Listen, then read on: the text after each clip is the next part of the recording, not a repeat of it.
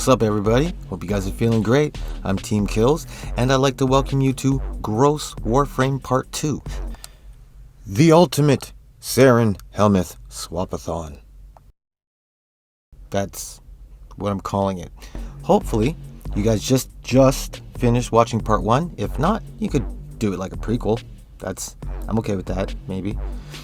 But this video is about Saryn's ability swaps. I'm trying to make her better, which almost isn't needed. She's a great damage dealing frame. But let's do it anyways. Oh, and by the way, I just wanted to say, every build here might work better with this abomination. The Vopaphyla or Vopapala. These are Saryn's little helpers, so let it help her. Now, first thing I did was switch Molt. All of them are pretty much Molt, but I switched Molt for Chroma's Elemental Ward for the Toxin buff. And man, it freaking works. You do get a speed buff for your weapon switch and for your reload. Plus, you get an extra 50% base status chance, which is perfect for all of Saryn's abilities. Cold will work good too. It's a pretty good choice. You'll get an extra 150 armor boost, a 3 times damage multiplier, which works for all of her abilities, and a base 25 status chance. All these things can be buffed with mods. Like, this is deadly just as it is. But if you kind of want to push it a bit, let's say you take a Toxin Aura, add a Toxin Lash, tie that together with an Arcane Fury, which gives you 180 extra melee damage for 18 seconds after you get a critical hit, and an Arcane Theorem Infection, which gives you a Globe of Pain that attacks enemies. Okay, so how this works is when you're using a kit gun and you have another one of those Arcane Theorem on the kit gun, when you're killing somebody, you have a 20% chance to make a ring of electricity, fire, gas, whatever, depending on the one that you put on. Once that circle's there, you go stand in it with your Warframe, and that will activate your Arcane Theorem. Then a Globe of Pain is going to end up circling you, and it's going to shoot out and hit other enemies for just a measly 200 damage, but it's going to make them vulnerable to that damage type. Now, that damage type is determined by the color that you have.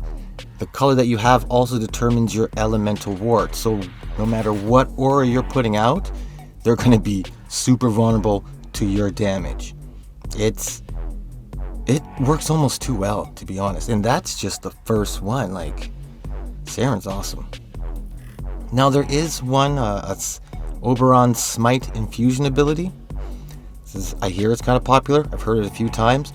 How this works is, you put Oberon's ability on, and then you'll hold Smite paired with the Syndicate mod, and then you put Venom Dose's Syndicate mod on as well, and you could turn yourself into a status sharing buff monster.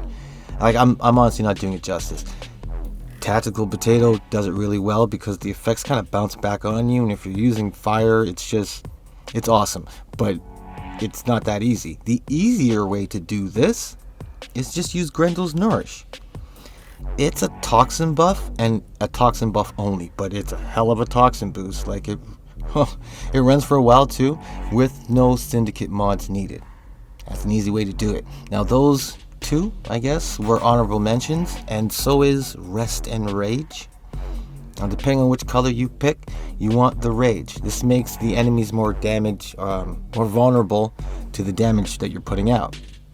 Now, it's not the funnest build, to be honest. I kind of find myself spamming it because Rest and Rage shoots straight, and all of Saryn's abilities kind of go in a circle.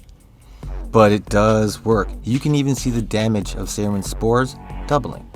Now, it's not fun though, but it works really well.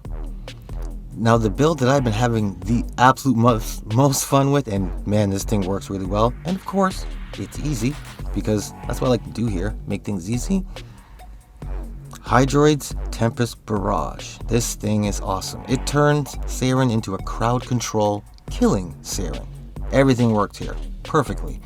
I kind of had to back off the super max power so all her abilities would be useful. But with this build right here, This gives my spores an 87 meter range, a 23 meter spread, and it drops the decay rate. My Tempest Barrage will last for a minimum of almost 8 seconds to 15.5 second pounding. The Tempest Barrage also has a 100% knockdown, plus when you pair this with the Syndicate mod, the Corroding Barrage, there is a 100% chance that every enemy that's getting beaten to the floor will be infected with corrosive.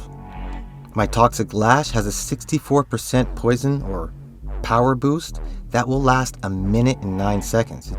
I forget, it's always on. Plus, with Arcane Fury, we just talked about that, it's more damage. And then when you use Arcane Eruption for more crowd control, how this works is, every time you pick up an energy ball, it knocks everyone down to the ground. It's great. And we already know how damaging her fourth ability is, especially when you have her spores going. You have like a ×4 damage multiplier. Mine has got a 29 meter range. And it lasts for 9 seconds. That's a long ass acid bath. Like, it's very efficient. That's kind of why I backed off the power, for full usability. It's kind of like, I don't know, I don't want to beat a dead horse. Like, if I gave you an axe, you could kill a horse, right? You could do it.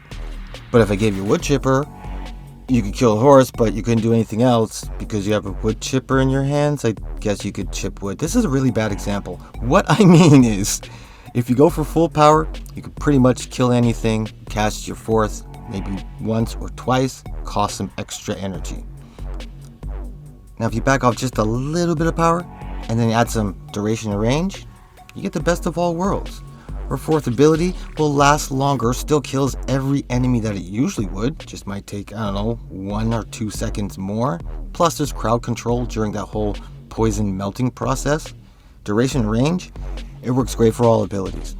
It feels like a real complete Saryn to me. Jeez, alright, last but not least, although this is the least amount of power, like, it's Breach Surge. It's easily the funniest, but it's got to be one of the best crowd controls there is, and the easiest by far. All you gotta do is put Breach Surge on her, and you're good to go. It has a ×2 damage multiplier, which works on your spores. It gives the enemies a radiation proc, so they just stand there and take damage. It's hilarious. Plus, when your spores kill an enemy, or you do, there is a 100% chance that spark that's on that enemy will go and start screwing with somebody else. It pretty much takes care of itself.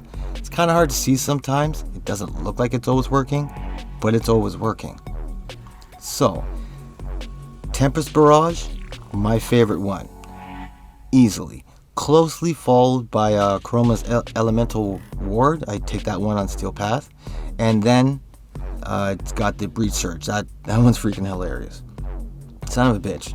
That was a lot. So that's kind of why I had to break these up into 2 videos. I think that was like 6 or 5. I don't know. I wasn't counting. And there was like 4 or 5 for Nidus. Jeez. But anyhow, thanks for listening to all my rambling, all my ideas. Thanks for making it to the end. If you want, you can join the team of killers. Become a killer of teams. That way you won't miss any more of my rambling ideas or stupidity. And I got a lot of, well, especially the stupidity. But anyhow, if you want to get at me, you can leave something in the comments or Instagram. Make sure you keep it easy. And remember, just keep gaming.